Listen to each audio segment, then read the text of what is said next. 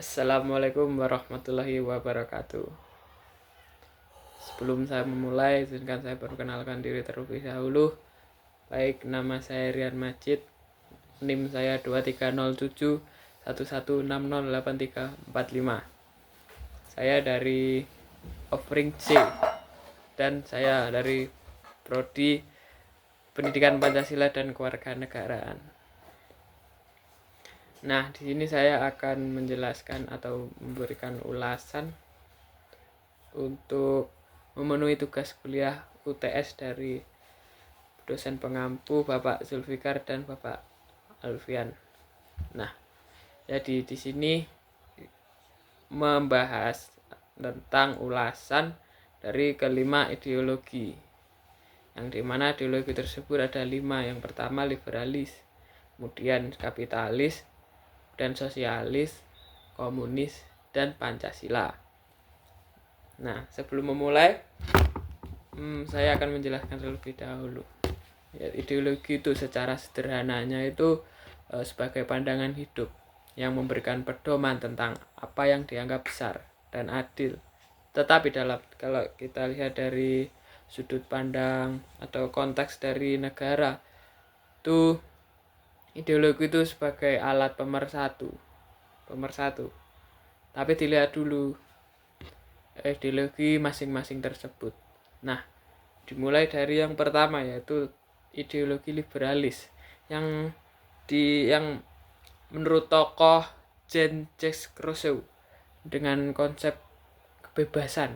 Nah, di sini tuh liberalisme itu menjunjung tinggi tentang kebebasan individu, yang dimana dari segi kehidupan politik, ekonomi, dan sosial.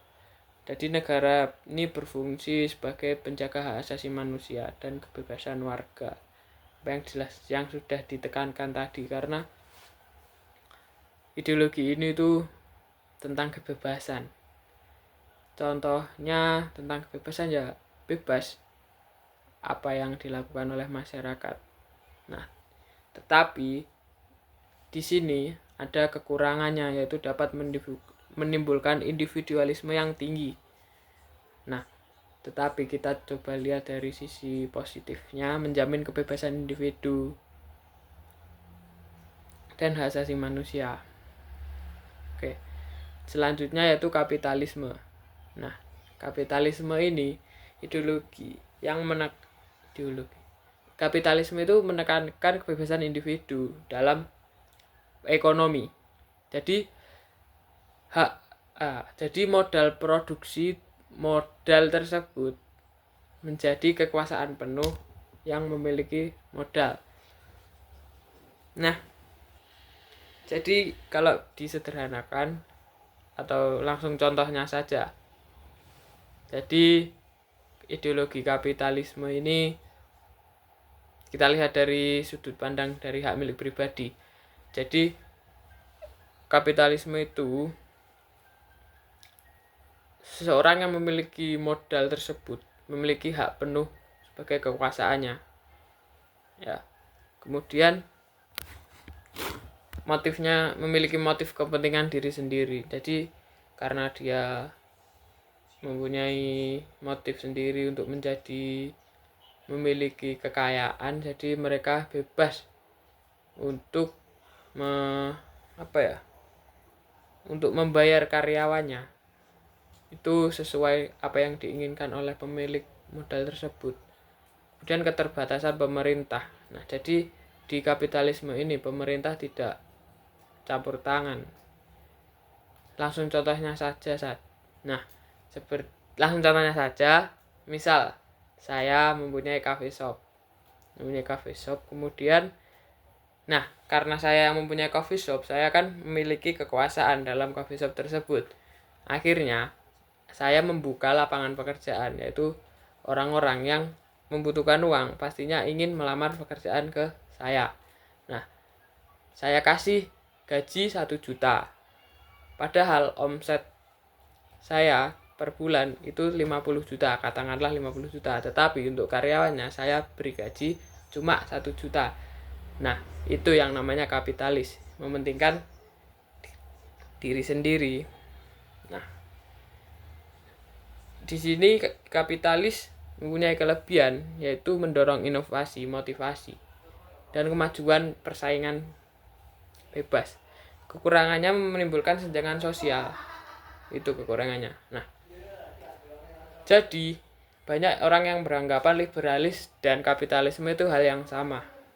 Tetapi menurut saya, atau saya pernah dikasih tahu ke dosen FEB, ilmu ekonomi bisnis, itu dua yang berbeda. Jadi liberalisme itu lebih ke ideologi. Tetapi jika kita lihat kapitalisme itu lebih ke mode produksi. Mode produksi. Oke. Nah, dari kapitalisme tersebut itu ada tokoh Adam Smith, bapak dari kapitalisme. Kemudian selanjutnya sosialisme. Nah, sosialisme itu muncul karena adanya kapitalisme tadi. Kapitalisme kan hak milik pribadi menjadi kekuasaan. Kemudian lahirlah sosialisme, menekankan keadilan dengan kepemilikan bersama. Nah, tujuannya agar kekayaan tidak hanya milik dikuasai segelintir orang yang mempunyai modal saja, tetapi dapat dinikmati secara merata. Nah, kelebihannya keadilan karena memiliki bersama, kesejahteraan bersama. Tetapi kekurangannya mengurangi motivasi individu. Nah, hal ini, ideologi sosialisme ini dicetuskan oleh tokoh yang bernama Karl Marx. Ya. Selanjutnya ideologi komunis. Nah, di ideologi komunis ini hampir sama sebenarnya dengan sosialis. Ideologi yang ingin menghapus kepemilikan bersama. Nah, jadi banyak orang juga beranggapan sosialis dan komunis ini hal yang sama. Sebenarnya tidak salah. Karena menurut saya itu, setelah saya melihat info itu, komunisme sebagian dari sosialisme. Itu tuh komunisme itu seperti lanjutannya dari sosialisme. Gitu. Kelebihannya juga sama dengan sosialisme. Bapak komunisme ini juga bernama Karl Marx. Nah, kemudian yang terakhir yaitu ideologi Pancasila. Nah, ideologi Pancasila ini lahir karena Insinyur Soekarno. Jadi Insinyur Soekarno itu yang sebagai perumus utama Pancasila, yang memandang ideologi ini sebagai jalan tengah. Karena apa? Karena jika kita lihat dari sebelumnya, ideologi liberalis, ideologi kapitalis, ideologi komunis, sosialis, itu jika diterapkan di Indonesia, apalagi Indonesia itu negara hukum, maka kita tidak boleh semena-mena, karena kita juga menganut keadilan, jadi harus bersama.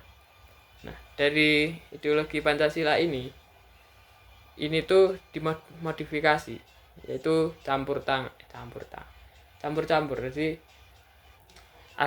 di ideologi Pancasila ada kapitalisme, ada liberalisme, ada sosialis dan komunis. Nah, tetapi di ideologi Pancasila ini lebih sempurna. Nah, kenapa bisa dikatakan begitu? Karena kita lihat dari sila Pancasila ke-1, ketuhanan yang Maha Esa. Nah, di sini kita Indonesia berbagai macam lah agamanya, dari yang agama Muslim, Kristen, dan lain sebagainya. Tetapi di negara kita bebas untuk mengambil apa yang dipercayai, ya, keyakinan masing-masing. Jadi berhak mengambil agama apapun. Yang penting toleransi. Kemudian yang kedua, kemanusiaan yang adil dan beradab, mengandung makna bahwa setiap manusia memiliki hak yang sama. Sila ini menekankan pentingnya memperlakukan sesama yang adil dan menghargai perbedaan. Dan yang sila ketiga, Persatuan Indonesia, menekankan pentingnya semangat kebangsaan dan cinta tanah air atas kepentingan pribadi atau golongan. Persatuan menjadi kekuatan bangsa untuk menjaga kebutuhan negara dalam keberagaman suku, budaya, dan bahasa. Kemudian yang keempat yaitu sila kerakyatan yang dipimpin oleh hikmat kebijaksanaan dalam permusyawaratan atau perwakilan. Jadi di sini kekuasaan berada di tangan rakyat, tetapi jika kita lihat malah sebaliknya, kekuasaan berada di tangan pemerintah. Kemudian yaitu keadilan sosial bagi seluruh rakyat Indonesia. Sila ini menegaskan bahwa kesejahteraan dan keadilan dirasakan oleh seluruh rakyat tanpa diskriminasi atau tanpa apapun untuk menjamin pemerataan ekonomi. Nah, sila 1 sampai 5 sudah saya jelaskan. Maka bisa kita ambil kelebihannya. Nah, kelebihannya seimbang antara kebebasan dan keadilan sosial. Jadi seimbang antara individu dengan kelompok karena adil untuk mensejahterakan bersama.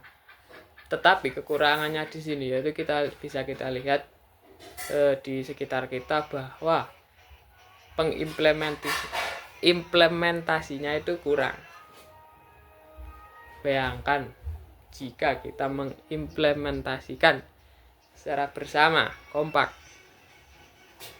merata semua Indonesia dari kota Blitar, Malang, apapun. Jika kita menjalankan ideologi ini, betapa sempurnanya negara kita.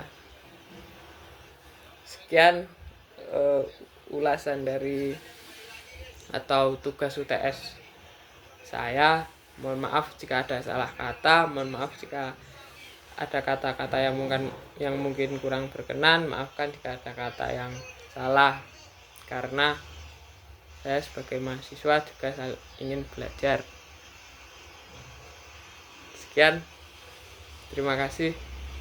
Selamat malam, selamat pagi, atau selamat siang. Terima kasih. Wassalamualaikum warahmatullahi wabarakatuh.